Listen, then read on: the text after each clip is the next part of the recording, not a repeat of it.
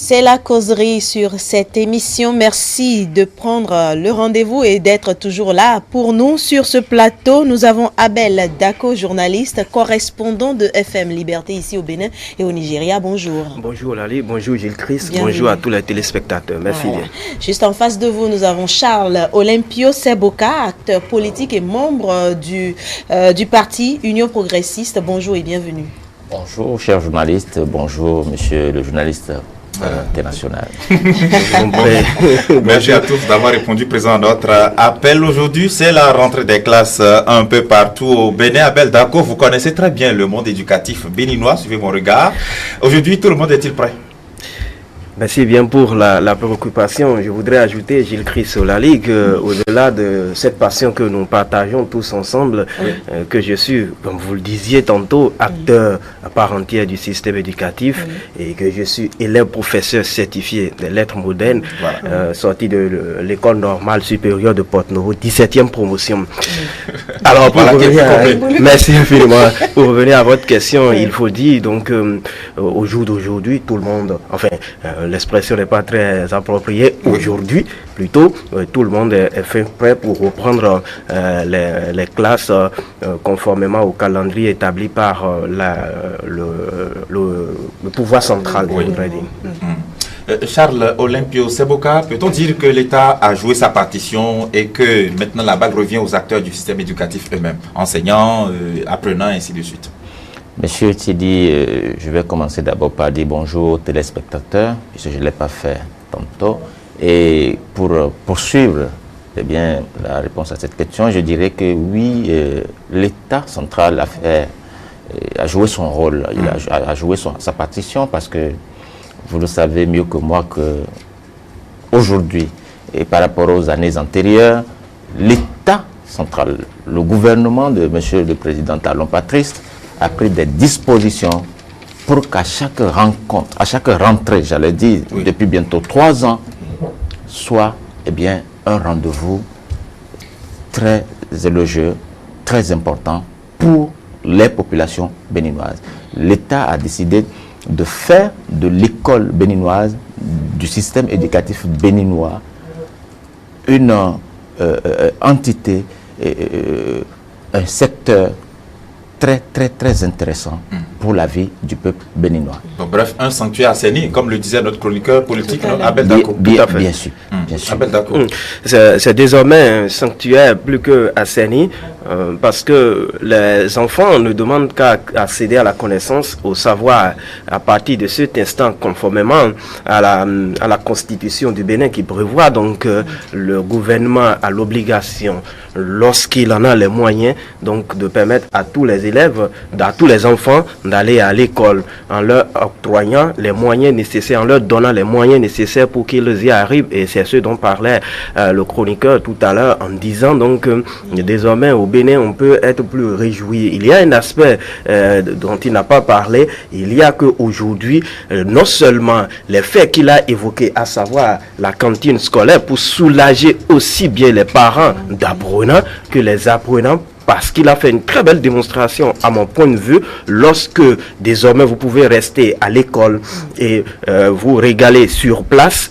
Ça vous permet donc de gagner en énergie, car ce qu'il a dit, je me suis très bien retrouvé là-dedans. Lorsque vous devez parcourir plus de 10 km entre votre école et la maison, et entre midi et 2, il faut aller à la maison. Et qu'est-ce que vous trouvez à manger encore? C'est là la grosse interrogation.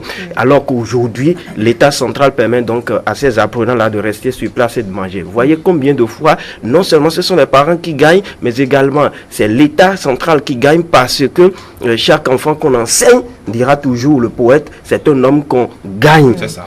En allant à la maison, on connaît tous les risques auxquels ces enfants-là s'exposent, surtout avec l'évolution du monde et l'avènement donc de ce phénomène, ce que j'appelle entre griffes cette filière gaille aujourd'hui. Vous n'avez toujours pas la tranquillité de l'esprit et de l'âme lorsque votre enfant se retrouve à faire des va-et-vient entre la maison et l'école. Donc désormais, l'enfant peut rester sur place et s'alimenter. L'autre chose, c'est qu'il faut comprendre que cette mesure-là est toujours d'actualité, où les enfants, à partir, ne serait-ce que pour le secondaire, pour ce que j'en sais, lorsque l'enfant entre en 6e, il peut étudier jusqu'en classe de 3e, en l'occurrence pour les filles, sans payer la moindre scolarité, quitte à commencer à payer à partir de la classe de seconde. Donc c'est un soulagement pour les parents.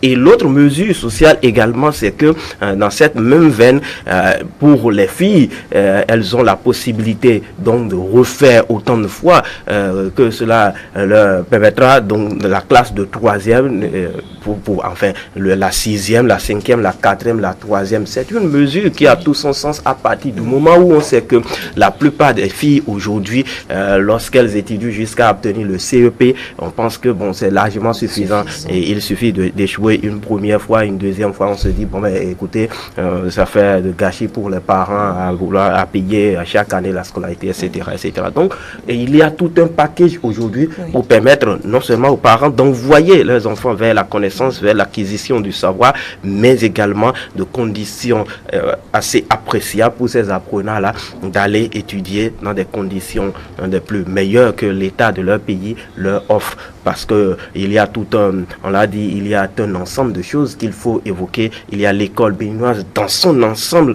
qui rassure aujourd'hui. Vous l'avez remarqué de plus en plus. Il y a beaucoup qui enlèvent leurs parents des privés et ont la possibilité aujourd'hui de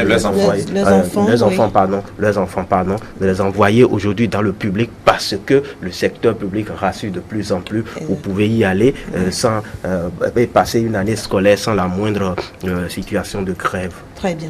Charles Seboka, tout à l'heure, Abel Dako énumérait les mesures sociales prises par le gouvernement dans ce sens. Il y a également la semaine dernière, ou il y a quelques jours passés, le gouvernement a distribué 92 200, si j'ai bonne mémoire, 96 200 kits scolaires. Alors que aujourd'hui, si on voit bien les choses, les parents ont de difficultés à s'acheter des fournitures pour les enfants. Quelle est votre appréciation par rapport à ça? Merci beaucoup, Madame la journaliste. Vous savez, M. Dako a eu à aborder tous les paramètres que le gouvernement a pris en compte pour pouvoir soulager les parents d'élèves béninois et l'apprenant béninois. Et du coup, pour rendre, comme on le disait tantôt, l'école publique béninoise comme un pôle de formation, d'éducation de bonne qualité. Et pour renchérir tout l'ensemble, nous allons commencer par parler encore de cette distribution de kits scolaires que le pouvoir s'est vu obligé de faire, et une étape aussi à laquelle le pouvoir central a dit le parent d'élèves béninois à l'époque actuelle est confronté à beaucoup de situations. Et pour pouvoir le soulager par rapport à cette kyrielle de situations qu'il vit, il faut, avant de le rassurer de ce que l'école publique nationale, d'ici là, serait de bonne qualité, il faut l'appuyer aussi avec les kits scolaires. Alors, cela a été une réalité. On en a distribué, comme vous l'avez su, retenu. Et ce n'est pas fini. Un certain nombre de choses restent encore en termes de surprises que le gouvernement de Patrice Talon prévoit faire aux parents béninois et à l'apprenant du peuple béninois. Donc, c'est pour dire que de façon générale, l'école béninoise rassure davantage et nous devons nous en réjouir. Très bien. L'année dernière, on sait que à la date de la rentrée, les cours ont effectivement démarré sous l'impulsion du ministre des Enseignements secondaires techniques et de la formation professionnelle, Maounio Kapo, qui a donné un ton à cette rentrée-là. À ce rythme aujourd'hui, c'est sûr que des cours vont déjà commencer à pleuvoir, non, dans les établissements, notamment publics. Puisqu'on sait que dans les privés, c'est presque une tradition, ce n'est pas vraiment extraordinaire que ça se produise ainsi, mais dans le public surtout. Charles Olympio. Bon, bien évidemment, vous avez, c'est un peu comme ce que le consultant Agapek a dit sur le plateau avant nous. Les dispositions ont été prises pour que les cours commencent à temps et que les programmes de chaque groupe pédagogique soient suivis, finis avant la fin de l'année, et que rien ne perturbe tout ce qu'on doit pouvoir transmettre à l'apprenant pour qu'il puisse donner un bon résultat. Donc, toutes les dispositions sont prises. Donc, nous n'avons plus à nous inquiéter. Les cours vont démarrer aujourd'hui déjà, dans tous les centres de formation. Et vous verrez, tous les enseignants, les encadreurs qui ont été retenus, qui ont été identifiés comme étant les hommes fins pour transmettre de bonnes connaissances à nos enfants, aussi savent que à partir de ce matin déjà, ils doivent se mettre au travail pour mettre nos enfants dans de bonnes conditions. Voilà. Abel Dako. C'est la même réaction que j'aurais par rapport au sujet de ce pan de la question. Vous savez, ça ne fait l'ombre d'aucun doute dans les classes depuis 7 heures de ce jour où les cours ont véritablement démarré. Parce que au Bénin, on avait l'habitude de passer la semaine de la rentrée pour la semaine de la pré-rentrée. Non, ce n'est plus le cas désormais. La pré-rentrée a eu effectivement lieu il y a 7 jours. Aujourd'hui, donc, les cours démarrent véritablement. Car on l'a évoqué tout à l'heure, si dans le privé la chose est faisable, c'est que dans le public aussi on peut le faire également. C'est dans le même, nous sommes dans le même pays et les apprenants sont évalués par rapport au même programme d'études. Il n'y a pas donc de raison pour que un secteur commence alors que le secteur duquel s'occupe l'État central ne commence véritablement. Donc soyez rassurés depuis cette. Je sais que Télé fait les choses en grand et que nous aurons sans nul doute les images dans l'après-midi pour l'édition pour montrer véritablement la face du monde que les portes de l'école béninoise, l'école publique en particulier, ont ouvert effectivement ce matin parce que c'est de cela qu'il est question. Permettez-moi d'évoquer un autre point très essentiel. Vous savez, autrefois, comme vous et moi, c'est vrai, il est prévu dans la Constitution que, enfin, il est prévu par le législateur que l'école béninoise soit validée au bout de 36 semaines. C'est ça. Et il faut comprendre également qu'autrefois, le programme était si chargé que ces 36 semaines ajoutées au fait de grève, etc., on en vient même parfois à 40, 50, voire même au-delà. Désormais, ça ne serait plus le cas parce que non seulement nous n'irons plus à 36 semaines, on est passé désormais à 22 semaines avec un allègement considérable du contenu des programmes dans les différentes matières et c'est très salutaire et disons que c'est la direction de l'inspection qui est à saluer en ce sens-là parce que toutes les disciplines ont connu un allègement de leur contenu pour le bonheur donc des usagers de l'école béninoise et c'est tant mieux pour un système qu'on veut plus performant, un système qu'on veut plus vendable sur le marché international. Voilà, donc on souhaite une bonne rentrée à tous les acteurs du système éducatif, enseignants, apprenants, parents d'élèves, responsables d'établissement et même aussi aux ministres en charge de l'enseignement puisque c'est leur département, c'est leur secteur. Bonne rentrée à tous et à chacun. Et on reste avec le gouvernement qui, à l'occasion du Conseil des ministres du mercredi dernier, a pris un certain nombre de décisions, notamment en faveur, par exemple, de plusieurs agents qui ont servi ou qui continuent de servir d'ailleurs l'État. On va prendre par exemple le cas de ces audits-là réalisés par rapport à ceux qui ont été reversés dans la fonction publique. Ils étaient au total 37 607 dossiers qu'on a étudiés et à l'arrivée, le gouvernement qui révèle qu'il y a eu 5 641 agents de l'État qui ont été reversés de façon irrégulière. Et puis par ailleurs, il y a aussi 3 860 agents qui ne se sont pas fait recenser, mais qui percevaient des salaires dans le compte de l'État. Charles Olympio Seboka, des irrégularités constatées certes, mais l'État a décidé de régulariser la situation de ces gens-là au lieu de les mettre à la porte tout simplement parce que certainement ayant réalisé qu'ils servent quand même l'État, ils sont peut-être aptes dans leur poste. Quel regard portez-vous sur cette attitude du chef de l'État et de son gouvernement? Merci beaucoup, monsieur le journaliste. Vous savez, je ne veux pas commencer par dire que c'est la manière, que c'est la manière que le chef de l'État a à régler les situations et que les Béninois qui pensent que M. Talon est un homme qui ne fait que du mal, qui ne décide qu'à détruire ce que les autres ont fait avant son arrivée. Vous savez, M. Talon, il est humain, il voit quand c'est bon pour la République, il ordonne. Mais quand il voit que ce n'est du tout pas bien, il se vit pour ça. Vous voyez, c'est un cas typique sur lequel chacun de nous doit pouvoir en tirer des conclusions. L'homme sait que ces gens-là travaillent pour la République et ils ont évalué ce qu'ils ont apporté à la République. Et si il fallait les injecter, les renvoyer, ce à quoi on allait donc en arriver. Ils voient qu'on devrait, eh bien, les reconduire et puis leur dire, voilà, nous avons su que ce n'est que par des raccourcis que vous étiez arrivés là. Et que du coup, nous devons corriger ces faits-là. Donc, on ne peut que s'en réjouir et on ne peut que le remercier. Voilà un gouvernement qui est décidé d'aimer chacun des populations béninoises et de les aider à ce que l'objectif qu'on s'est fixé puisse être atteint. C'est un peu ce qu'il faut retenir de ce comportement du gouvernement. Très bien. Abel Dako. C'est une mesure sociale qu'il faut saluer à juste titre parce que plus d'un attendait le chef de l'État sur cette situation-là où pour beaucoup donc le chef de l'État va mettre hors du système, va mettre à la porte ces fonctionnaires qui, il faut le rappeler, ce sont des Béninois. Oui.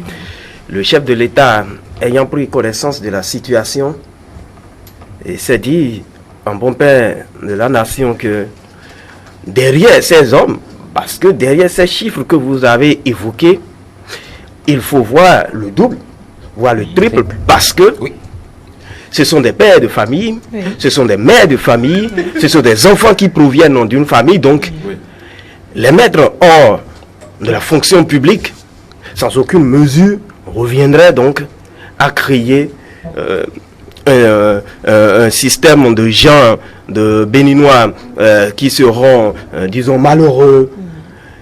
Et lorsque la tête se porte, enfin, un membre du corps se porte mal, comprenez avec moi que c'est tout le corps qui s'en porte très mal. Par conséquent, le chef de l'État a décidé donc de revoir la situation de ceux-là en ne les mettant donc pas à la porte, mais plutôt en régularisant leur situation. La mesure ne peut que être saluée par tous.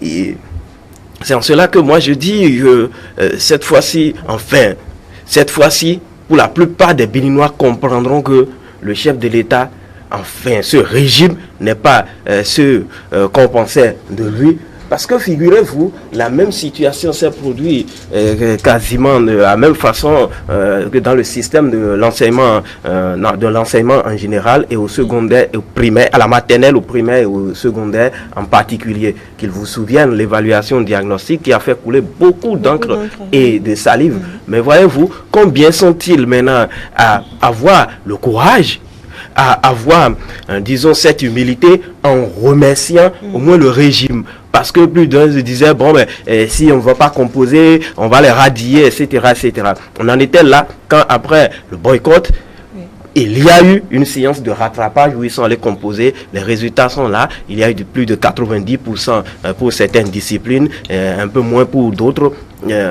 Au finish, ceux qui sont encore à la traîne, ceux-là vont rentrer comme tout le monde ce matin et continuer à dispenser des cours normalement, histoire donc de se faire évaluer. Ça va être de même parce que ce que pour la plupart ne comprennent pas, quand on parle des agents contractuels de l'État, on ne voit que ces 18 000 là qui sont dans le système éducatif, à la maternelle, pardon, au primaire, au secondaire.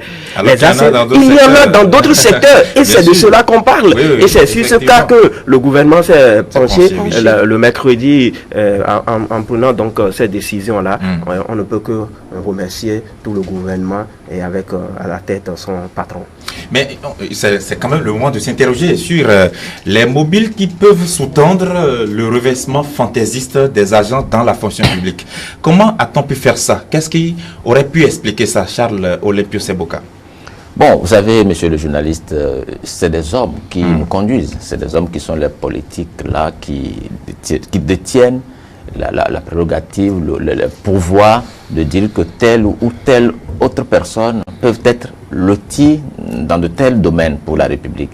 Alors, par fantaisie, par népotisme, par camaraderie, par tout ce que vous voudrez savoir, on peut mettre qui on veut à certains postes, même si dans le fond, la personne n'a pas les compétences requises pour pouvoir bien assumer ce poste-là. C'est ce qui a conduit, ou c'est ce qui justifie ce phénomène-là que nous avons observé. Parce que par le passé, si vous vous souvenez, les gens ont dit sur la toile, même dans les rues, dans ce pays, que bon voilà, qu'il y avait même des maçons, des ferrailleurs qu'on a mis dans des secteurs qui ne sont même pas compatibles à ces domaines de formation. Comment est-ce qu'un ferrailleur ou un maçon serait devenu un douanier? Moi, j'ai appris même des trucs comme ça dans cette république-là. Donc c'est pour dire, ce n'est que par le même phénomène que ces faits pourraient se réaliser. Mais ce qui est sûr, le gouvernement en place, qui, de par le concept, j'y suis arrivé, du nouveau départ, de la rupture, a décidé de ne plus laisser place à ce phénomène, en tamisant tous les secteurs, en mettant à la place des gens qu'il faut, et en se disant que le Bénin, dorénavant, doit être une nation, un pays qui, eh bien, va regorger des qualités, va promouvoir des valeurs, qui va se faire, eh bien, hisser au concert des grandes nations du monde. Et ce n'est que dans cette dynamique-là que nous sommes avec le gouvernement et nous allons y arriver. Abel Dako. Sur la même question, je voudrais être un peu plus précis. J'adhère bien à votre développement, mais il faut, pour ceux qui nous suivent en ce moment, rappeler un certain nombre de faits. Oui. Vous savez que ce qui s'est passé au cours, avant ce régime-ci, c'est que le régime précédent a remarqué qu'il y a un manque de personnel dans la fonction publique parce que ceux-là qui ont commencé en 1990, au bout d'un temps, sont arrivés à faire valoir leur droit à la retraite. Oui. Très bien. Face à cette situation, il faut pouvoir les secteurs en personnel, donc en fonctionnaires d'État.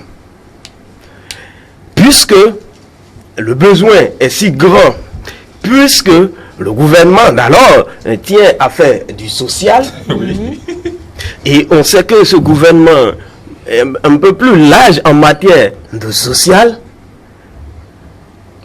Pour le secteur de l'enseignement, par exemple, on a demandé de recenser ceux-là qui étaient déjà au poste en tant que soit communautaire, soit ce qu'on appelait vulgairement vacataire. Oui. On a demandé de les recenser. Donc, le recensement s'est fait sur un certain nombre d'années. Il fallait avoir 3 différentes couleurs de cartes, quitte au bout du processus, pouvant vous permettre donc d'être reversé en agent contractuel de l'État.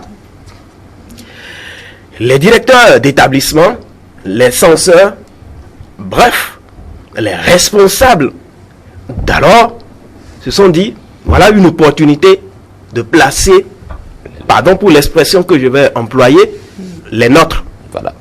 Par conséquent, on a remarqué en son temps que des enseignants qui étaient au poste durant déjà des années considérables pour de faits qu'on pouvait tolérer ont été mis à la porte. On a appelé, pardon encore une fois, les siens. On leur a fait donc faire le processus et ils ont été reversés. Ça a été pareil dans tous les autres secteurs où le système devrait être pareil, c'est-à-dire reconduit des gens en agent contractuel de l'État.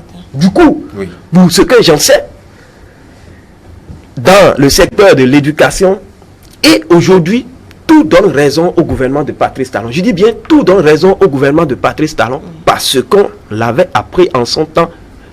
La chose s'est plus remarquée au niveau de la maternelle, s'il vous plaît, je n'exagère en rien, où des maîtresses couturières et coiffeuses ont été reversées en tant que directrices à la maternelle.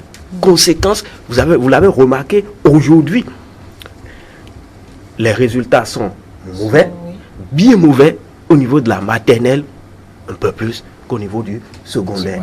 C'est la preuve donc que le gouvernement actuel ne fait rien au hasard. J'ai pour coutume de dire que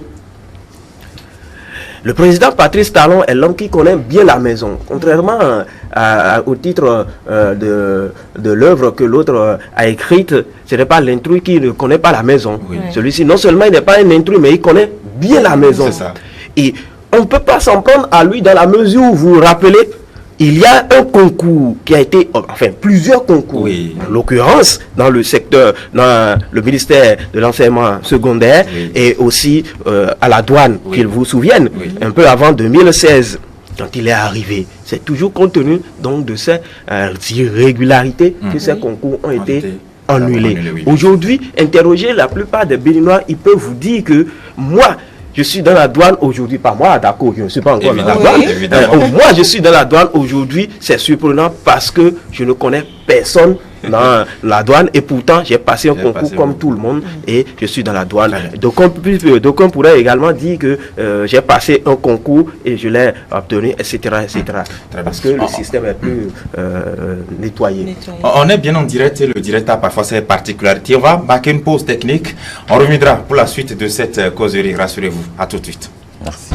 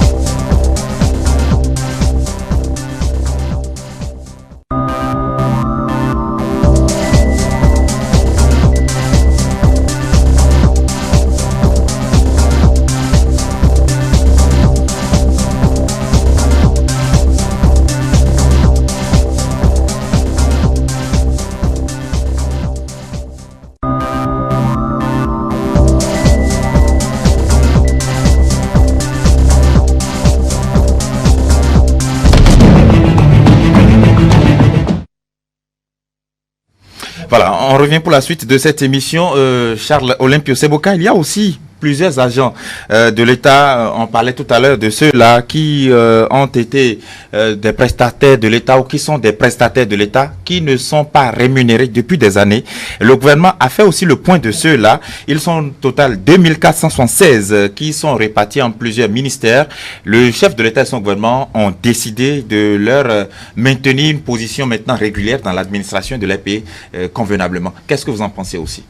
Bon, je ne peux que vous dire, monsieur le journaliste, que le pouvoir de monsieur Talon, Patrice, est conscient de ce que chaque secteur ou chaque acteur dans la République a besoin d'accompagnement, a besoin d'une mesure sociale pour que les choses puissent évoluer. Alors, comme le disait tantôt monsieur Dako, un parent qui, entre-temps, est rentré à la fonction publique de façon irrégulière et que le gouvernement a choisi de reconduire, mais en régularisant les choses, voudra dire que derrière ce parent, qui a un certain nombre de personnes qu'on a tenu en compte, eh bien, c'est le même cas ici. Les prestataires au niveau des départements ministériels et tout, comme vous venez de le dire, sont des gens qui ont des charges derrière eux. Et l'État central sait que une fois on va pouvoir régler ces personnes, eh bien, gérer le contrat qui les lie à l'État, que cela va amoindrir les situations, cela va atténuer les difficultés que ces gens vivent, mais il y a de quoi encourager ou féliciter cette démarche du gouvernement. Donc, c'est pour vous dire que le chef de l'État est beaucoup plus conscient sur le volet social dans son programme d'action du gouvernement. les gens l'ont dit que voilà, un pouvoir qui n'est pas préoccupé par le mieux-être du Béninois, un pouvoir qui est vraiment inconscient, qui ferme les yeux, qui est sourd sur les difficultés que traversent les populations. Mais je dis non, c'est la preuve que le gouvernement est vraiment attentif sur ce que vit chaque Béninois et par où démarrer pour que l'eau puisse jaillir sur tout le peuple. Voilà, on en est là et nous allons évoluer. Très bien. Vous avez fait une démonstration tout à l'heure à base de l'évaluation diagnostique des enseignants, agents contractuels de l'État de 2008, où on a entendu une confédération syndicale accorder au gouvernement peut-être un statut de gouvernement qui licencie ses agents, ses prestataires de services, ainsi de suite. Ces mesures-là ne viennent-elles pas démentir ces procès d'intention? Abel Dako.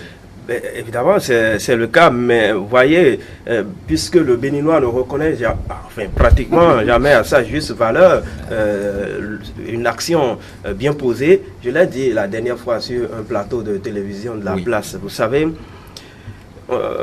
quand on me parle de ce syndicat de confédération dont vous parlez, je dis toujours, mais il y en a combien au Bénin?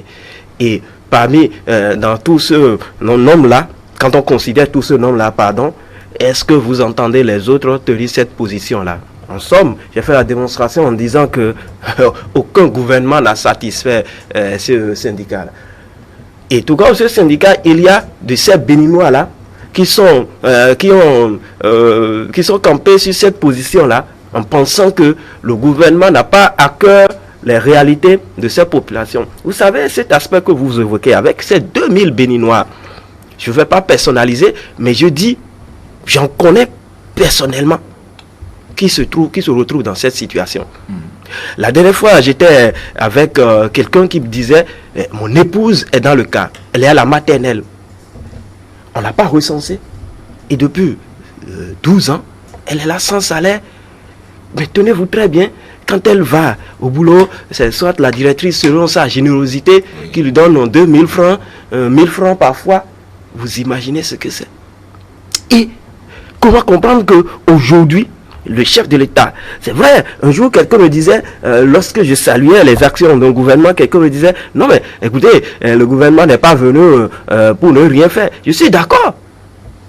Mais est-ce que ce ne sont pas l'État de ce gouvernement-ci? Et pourtant, il les prend en compte. Non seulement ces personnes ont été, cette catégorie de personnel a été recensée, et aujourd'hui ça va se corriger.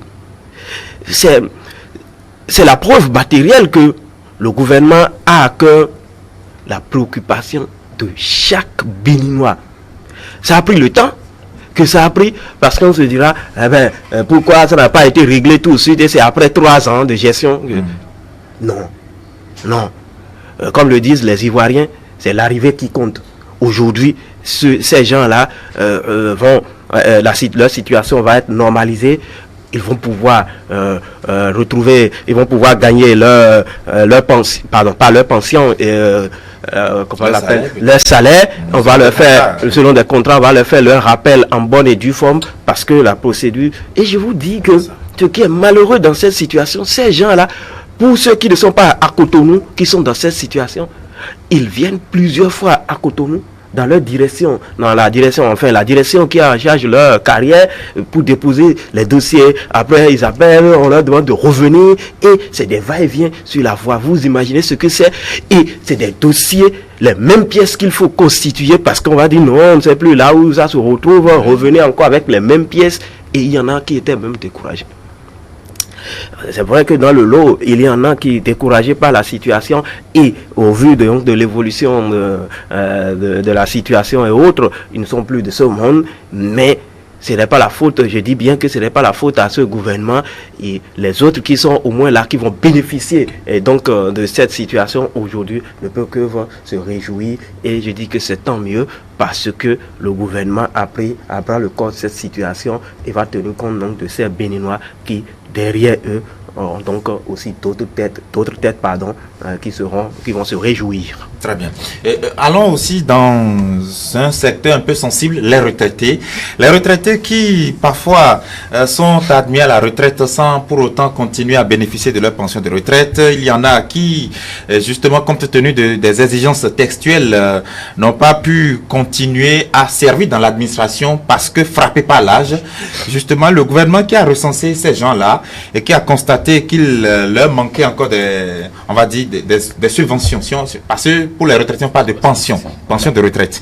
Et l'État qui a pris en charge leur cotisation à la CNSS, qui les a maintenus sur ce régime, avec bien sûr un montant total de près de 3 milliards de nos francs CFA, pour être plus précis, 2 milliards 725 millions 846 327 francs CFA qui seront décaissés par l'État au profit des retraités. Charles Olympio Seboka, la suite du social?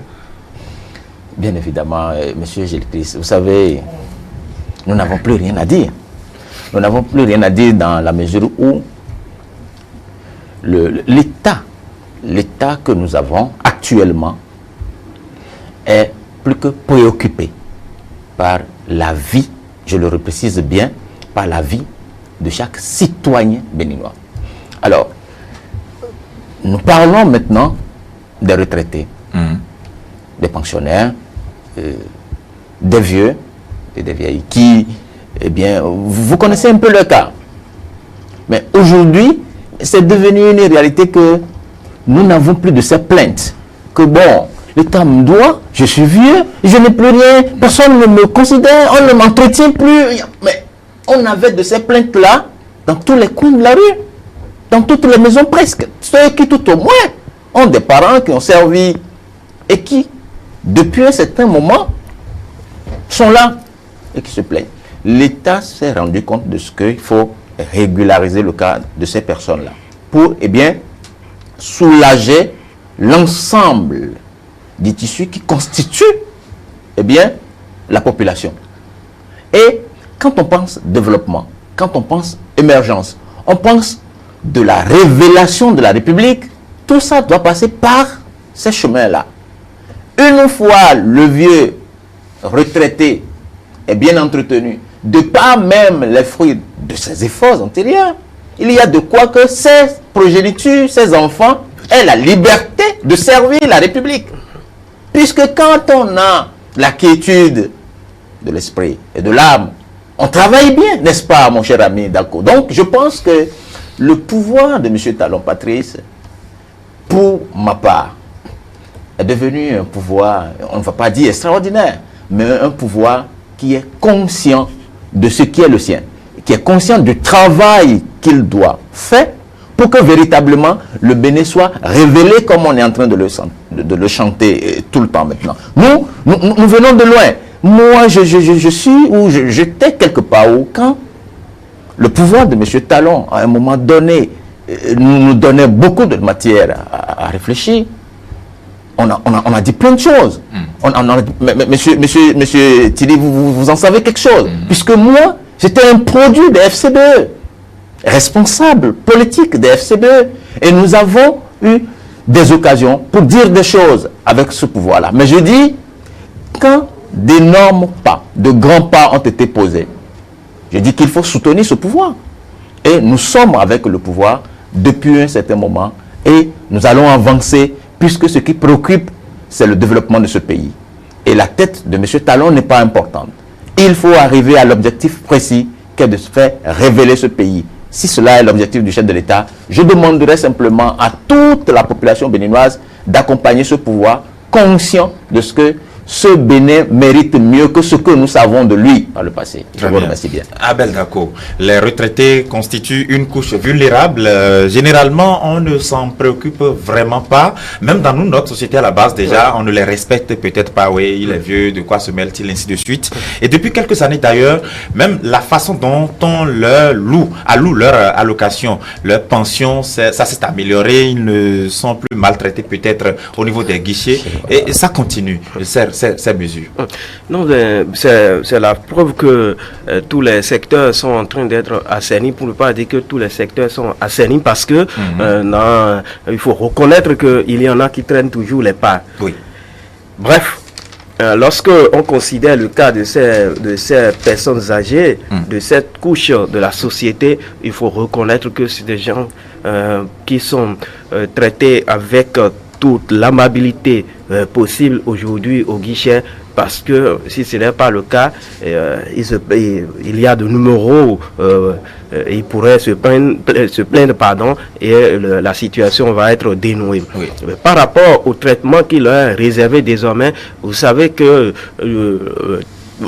quand on considère l'évolution de la société, quand on considère l'évolution de la nature elle-même, une plante qui naît, grandit, enfin croît, oui, et finit par mourir. Et donc, cette couche dont nous parlons aujourd'hui, c'est une couche de personnes qui ont servi, donc de personnes ayant servi l'État.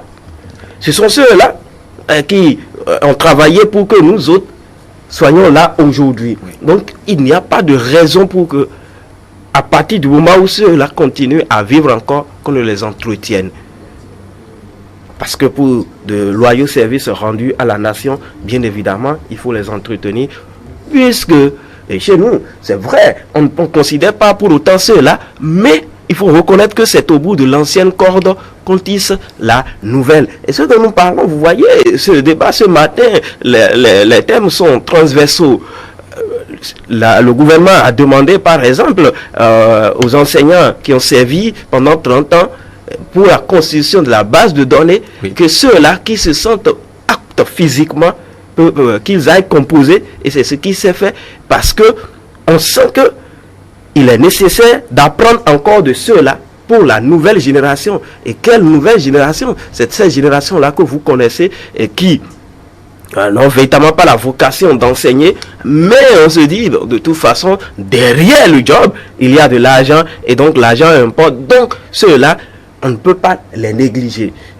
Leur situation est donc revue pour le bonheur de cette catégorie-là. Et M. Olympio a fait une très belle démonstration. Il faut comprendre que lorsque vous avez une personne âgée dans votre famille et que sa pension ne vient pas régulièrement, il faut savoir que quand vous êtes au boulot, quand vous servez, vous, la nation, il faut vous attendre à ce que votre grand-parent, votre grand-père, votre grand-mère vous bip pour tout le temps pour que vous le rappeliez, bon, ma pilule est terminée, il faut m'amener voir ma tension, il faut m'amener à vérifier ci, il faut m'amener à vérifier ça. Alors que si sa pension vient régulièrement, alors là, cette personne pourra s'organiser et vous pouvez avoir la tranquillité du cœur. C'est vous plutôt qui, entre midi et 2, pourrez l'appeler. Est-ce que ça va, tout va bien, etc., etc.